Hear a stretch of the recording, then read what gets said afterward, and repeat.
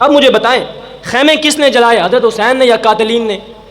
بولیے، قاتلین نے جلائے نا، مخالفین نے جلائے۔ ادھر یہ کیا کرتے ہیں، آگ جلا کر اس میں کود پڑتے ہیں۔ اب یہ حضرت حسین والا عمل ہے یا قاتلین والا عمل ہے؟ واقعہ کربلا میں تلواریں کس نے چلائی، نیزے کس نے چلائے، تیریں کس نے چلائیں، حضرت حسین نے یا قاتلین نے؟ قاتلین نے چلائیں۔ اب اپنے آپ کو زنجیر زنی کرنا یہ حضرت حسین والا عمل ہے یا قاتلین والا عمل ہے؟ واقعہ کربلا کے اندر حضرت حسین نے سر سجدے میں رکھ کے مدد کس سے مانگی؟ اللہ تعالیٰ سے مانگی۔ اب یہ ساری زندگی یا علی مدد اور یا حسین مدد کہیں تو یہ قاتلین والا عمل ہے یا حضرت حسین والا عمل ہے؟ تو حضرت حسین والے عمل پر چلے نا۔ دکھ ہر انسان کا ہے، ہر انسان کو اس واقعہ کی دکھ اور مذمت کرنی چاہیے اور کرے بھی۔ جو نہیں کرتا ہے، جو اس کا مذاق اڑاتا ہے اور وہ کہتا ہے کہ کوئی دکھ نہیں ہے، شہادت تو قابل فخر ہوتی ہے، شہادت قابل فخر ہوتی ہے، لیکن مظلومیت سمجھے نا، آپ اس واقعہ کی مظلومیت کو سمجھیں۔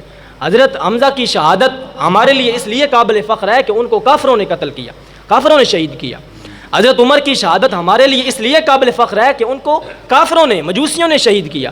حضرت حسین کی شہادت بھی ہمارے لیے قابل فخر ہے، لیکن ہم مظلومیت تو سمجھے نا کہ ان کو مارا کس نے، ان کو شہید کس طرح کیا گیا؟ مسلمانوں نے ان کو خود شہید کیا۔ اس سے بڑی اور غداری امت محمدیہ کے ساتھ اور رسول اللہ کے مشن کے ساتھ اور کیا ہوگی کہ اس کی اپنے نبی کی ساری اولاد کو ہی تم نے ظالم و ذبح کر کے رکھ دیا۔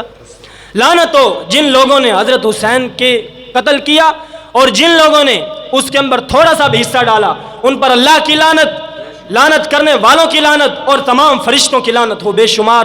اللہ تعالیٰ قیامت والے دن ہمیں حضرت حسین کے قدموں میں ٹھکانہ عطا فرمائے۔